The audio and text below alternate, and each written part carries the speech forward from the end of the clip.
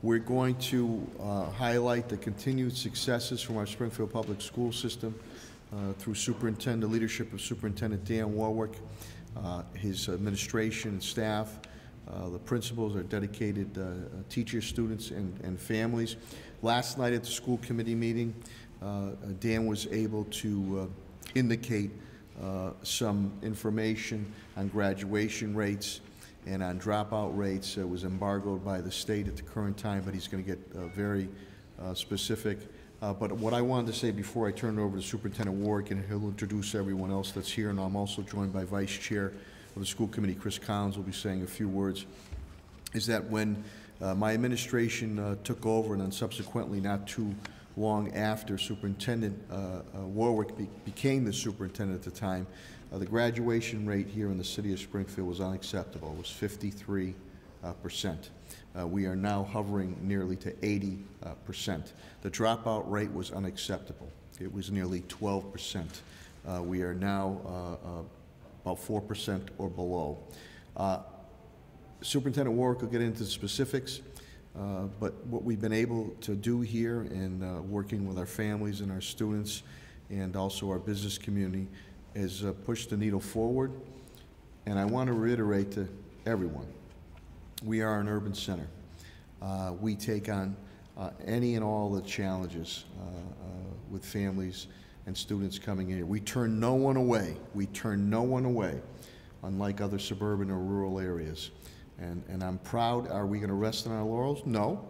We're going to continue to move that needle up when it comes to graduation rates, and we'll continue to move the needle down on dropout rates. And I think the superintendent will also highlight the gains that have been made with our minority school population too. Now, last thing I'll say before I turn it over to the superintendent is that, I say it all the time, for urban mayors across America, he or she will say this: three things that continue to knock down the vicious cycle of poverty and public safety issues. One is family, our familia, and sometimes that's tough to get involved in, but schools play a pivotal role in that. 1A is education. Schools play a direct role in that. And 1B is jobs. Put our people to work, and schools play an integral part in that, in our workforce development. So I'll turn it over to Superintendent Warwick, but just think, 10, 12 years ago, graduation rate was 53%. Unacceptable. And now we're hovering at nearly 80%. The dropout rate, when I took it, was nearly, it was 12%. Unacceptable. And now we're 4% or below. In some instances, you're going to hear from the principals on the graduation rates that are going on now. It's just unbelievable turnarounds that occurred. But we're not going to stop, and we're going to continue to move forward. And I'm very thankful to Superintendent Warwick. I'm very thankful to our school committee, to the hardworking principals, the administration, the teachers, the students, and families. We're always going to, I'm always going to echo out there the clarion call of the good that goes on here in the city of Springfield, and the challenges that we face, we'll continue to conquer them. So with that, I'll turn it over to our superintendent, homegrown superintendent, Dan Warwick. Dan?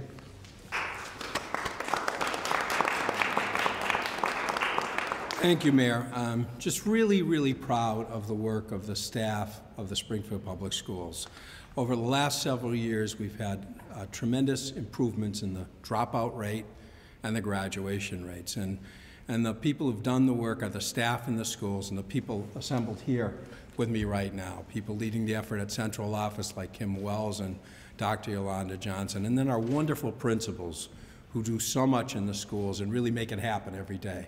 Where you have a school that's improving, you look to the leader, and its leadership is so important. Those leaders are here assembled with me today, and I'm going to go over some of the improvements that have been experienced at these schools, but I can't say how proud I am of the staff here that's assembled with me. I think it's very easy sometimes to criticize what's going on in urban schools, and too often I think we fail to recognize some of the great gains. So today, we got the results last night. I'm very proud to say that our dropout rate as a district is down to 4.4%.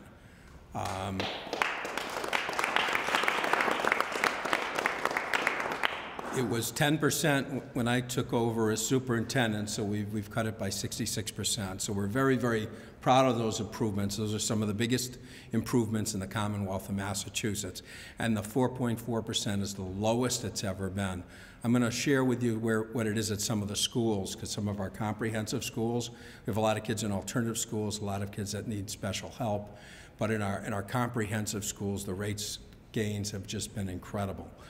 Our 5-year graduation rate was, in 2012, was 63, let me see, 5-year graduation was 59.8%. This year, it's the highest it's ever been. The kids finishing in 5 years is up to 78.8%. So like the mayor said, we're moving up towards that 80% mark, which has been our goal. But again, when the mayor took over, it was in the mid-50s. So it's risen significantly. And again, that's due to the wonderful work of the people in the schools. And I'm going to go over some of those. Our 5-year extended engagement rate, kids who are staying in school, they might not graduate for the 4-year rate or the 5-year rate, but they're staying with us and still getting a diploma. That's the highest it's ever been. That's gone from 63 to 83%. So good news on all of those fronts. One piece of news that we weren't thrilled with, but the news per school is very, very good, is the 4-year graduation rate. We started in 2012 at 59.8%. We've increased significantly with that. But this year we had a small drop in that, a 3.1 drop. But over the years since the mayor took over, it's increased 20%. It's 20%. And that increase during that time frame was the largest increase in the Commonwealth of Massachusetts. So we had a small dip in the 4-year rate, but our 5-year rate went up. And that's because we put so many kids into recovery programs and alternative programs. They're getting diplomas, it's just taking them an extra year. So the news is very positive overall. Then I calculated the rates just to see, if you just looked at our 4-year, our comprehensive high schools, and the principals are here with us today, some of the incredible rates, and I did an average on it. So if we took like Central, SciTech, Putnam, the Conservatory, Renaissance, our comprehensive high schools, and looked at the rate is down, the dropout rate is down to 1.9% for those schools. Absolutely incredible. And the graduation rate for those schools is over 90%, 90.28. The principals are here now, and they're the ones that have done the work on it. So the overall news is good. We know we're not where we want to be, but the staff has just done an amazing job of moving the situation forward. But I want to just go over the rates from some of the schools, because they're absolutely incredible. So in Central High School, in 2012, the 4-year graduation rate was 74.6%. It's now at 89.6%. We have Pat is here today, and Tommy Guy, we've done so much, and everyone else. Absolutely incredible. The conservatory rate, Ryan's here, is up 3.6% this year, 97.6%. Ryan's here. It's just incredible. Putnam was at 71.1% in 2012. It's at 91.5%. Now, over 90% over George Johnson. Renaissance, 78.9 in 2012, 87.1%. And Aria's here. Absolutely incredible. And SciTech, 39.9% in 2012. 85.6% this year. That's the best improvement in the Commonwealth of Massachusetts. And similar good news on the dropout rate. Central was at 7.7% in 2012. It's down to 2.3%. Conservatory is down to 1.7%. Putnam went from 5.1% to 0.8%. Renaissance down from 2.4 to 0.8%. And SciTech was 11.6% again, was unacceptable, like the mayor said. Now it's down to 3.9%. I think the work of the staff in the schools has been absolutely incredible. And our alternative school program, a lot of those kids aren't going to graduate in 4 years. Some of them aren't going to graduate in 5 years. But they're staying in school, they're persisting, and they're working towards a diploma. And Rhonda Jacobs and her team has done an absolutely fabulous job with that program. So those kids aren't necessarily reflected in these statistics, but they're still in school and they're working towards a diploma. So I just want to say thank you to our staff. I'm so very, very proud of them. Couldn't be more proud of them, actually. And to say also that we're not satisfied with any of these rates. We need to work harder. We won't be satisfied until we have that dropout rate reduced down to nothing. But every year we've had significant gains, and I couldn't be more proud of our staff and our community. And I so appreciate the support of the mayor and the school committee that are here with me tonight, because everything we've put forward, the school committee has supported, and my staff here in the audience as well. But I think it's great news for the city of Springfield, but we're constantly looking to improve, and we're going to keep working until we improve these rates even more. Thank you. We're going to have, as I indicated earlier in my words, Vice Chair Chris Collins will be saying a few words, and we're joined by another hardworking school committee, a woman, Denise Hurst, will be saying a few words, and then we'll take maybe some specific questions. I know a lot of the principals might be a little bit shy, but they should champion what they've been able to do. So put your hands together for Vice Chair Chris Collins and School Committee Woman Denise Hurst. Thanks for the pre-warning, Mayor. I mean, Springfield has always had its naysayers, and they're out there constantly. Just the other day, we referred to our progress as being minuscule. Quite the contrary, this is monumental. This is not minuscule. But we can never forget that these aren't numbers. These are children. These are Springfield's children. And we certainly applaud the effort of all of the individuals behind us, because they spend day after day after day, and what they have done is not make better numbers. What they've done is they have fostered and created a new generation of students that value education and know that it's their way out. And that does nothing but bode well for them and for our fair city. So you're applauded. You have created a new generation, like our parents were and like we were, who realize the value of a good education. Thank you all. Can I just say, before I bring Denise up, Tommy Guy is here too, great All-American quarterback, AIC, with the keeping kids in school. But we're being now used as an example. We have, the superintendent will tell you, we have other school districts across the Commonwealth and across the nation, from governors on down, coming to Springfield to examine how we're making these positive moves. It's been reported in the media. So that's another thing to highlight, that, and I think with School Committee Woman Denise Hurst, she will mention too, she represents us on the state level with Latonia Naylor, School Committee Woman Latonia Naylor. And many a times what is brought up is how Springfield is doing things with the nuts and bolts. So put your hands together for School Committee Woman Denise Hurst. Thank you, Mayor. Thank you all for being here this afternoon. I want to make sure that I express, that I underscore the sentiments of my colleague, Christopher Collins, our Vice Chair. But I also want to make sure that I acknowledge the Mayor and Superintendent Warwick and his cabinet and all of our educators and administrators that are here today. Because yes, it is about the students, but it is also about raising the profile of our public school system. As has been said previously, there are a lot of naysayers.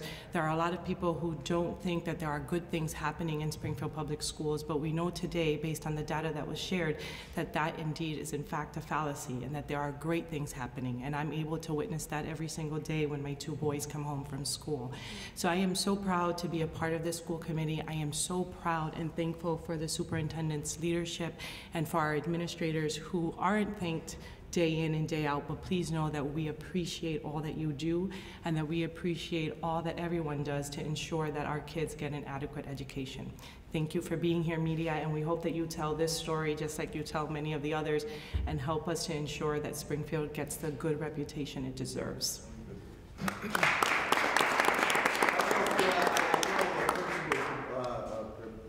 chance to say something. I know you're George Johnson, right? But I don't know if you have any questions of the superintendent, and I don't know if any principals do want something that they would like to highlight.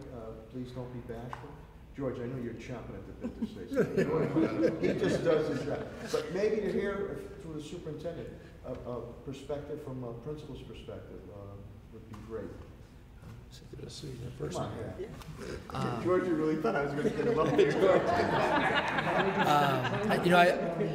I think I can speak for all the principals when I say that the support that we have been receiving from the school committee, the superintendent, and the mayor has greatly impacted our ability to develop these non-traditional opportunities that are now affecting students that would historically have become statistics. So the budget, Pat Roach and the finance department, and all the creative things that are coming together when you have experts in the same room talking with the same voice, you're seeing the results today. And I think I speak for all the principals when from the bottom of our hearts, thank you for not only believing in the schools, but providing the schools the ability to come up with creative opportunities for our kids and ensure that everybody gets a chance to walk across the stage, regardless of their challenges and their abilities. So thank you, and hopefully we can continue the right trajectory.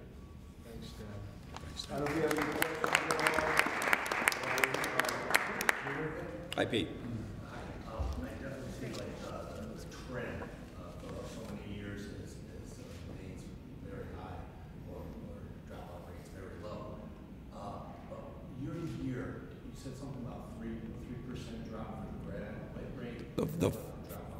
Right, so the dropout rate this year was down to 4.4.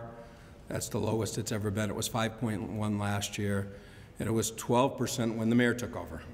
So it's down considerably, and it's been a trend going down. The four-year graduation rate, there's two rates, the four-year rate, the five-year rate. In urban centers, we focus a little more on the five-year rate because some of our kids take a little longer. The five-year rate is the highest it's ever been. It's almost at 80%. It's at 78.8%. The four-year trend is up 17.2% since 2012, but we took a little dip this year at 3.2. But as you can see, the kids are persisting, and they're getting there in 5 years. A lot of our kids that take an extra year go to alternative schools.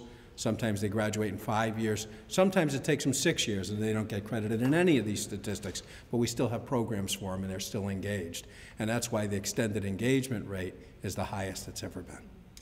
Superintendent, I know there's probably no one thing, but can you talk about some of the initiatives that have taken place in the schools that have led to these statistical improvements?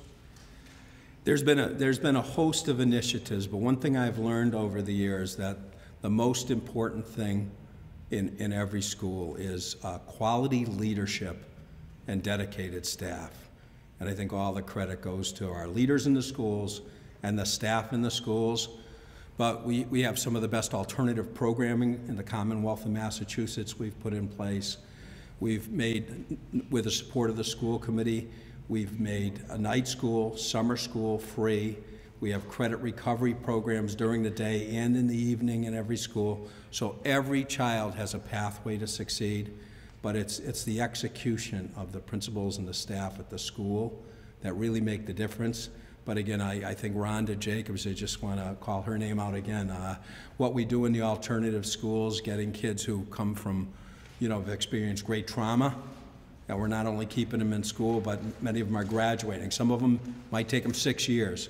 But they're in school still, they're persisting, and they're graduating, and they're not dropping out, and that's huge. I think Principal Tokar's through the superintendent. I think he wants to speak, I can sense it, maybe I'm wrong, about a specific program that you're doing. Yeah, well, I think, working with, working with Ms. Wells in our zone meetings, I think we are working more collaboratively as a team. So if Putnam's offering a program that Central doesn't offer, maybe after school in the summer, we have the ability to send our kids there.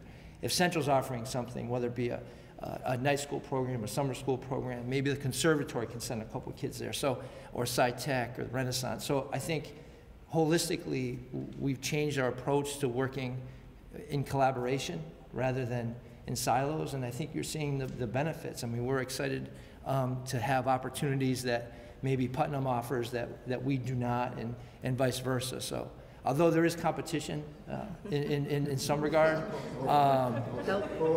healthy competition.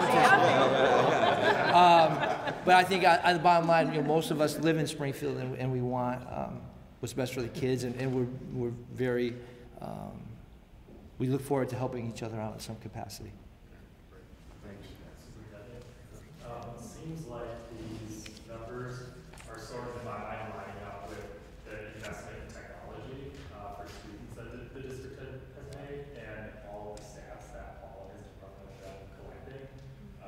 How have statistics and the technology investment? Well, I think that's a great point. You know, quite honestly, every meeting we have on every subject, we're looking at data, down to every student. So if a student is having difficulty, there's a team at every school looking at it. Dr. Johnson and Kim Wells at the central office providing support to that team. So on a student by student, we have a data dashboard. So we have the key data points on every student. And we're using data to drive all the decisions and to decide what programming we need to put in place. So I think that the data piece and the technology piece has been huge. We also have gone one-to-one with the support of the school committee. So a lot of districts, more affluent districts, haven't invested in technology like we have. And of course, we know when we go into classrooms, the engagement of the students with the technology has made a difference. And of course, we want kids to want to come to school. And that's a big piece of this, that whole deeper learning initiative that we're trying to push. So Paul Foster has led that with Stefania Rashilla, and that makes a difference. We have kids engaged actively in the classroom, and better teaching going on because of that focus. So the laptops one-to-one for every student. So that makes a big difference, and we're now going to the point where we're trying to send them home at every school so kids can continue and do their work at night. So I think the technology piece has been a big investment. But at the end of the day, I really want to credit the people here because they do the work in the schools, and them and their staffs have just made it happen, because at the end of the day, it's all execution. We can put laptops or the best curriculum in place without the staff in the school being dedicated, reaching out to the kids and relationship building one by one, and commitment to the kids. That's what makes a difference at the end of the day. Anything else, boys and girls? Boys and girls. Okay, thank you very much. Thank you, everyone.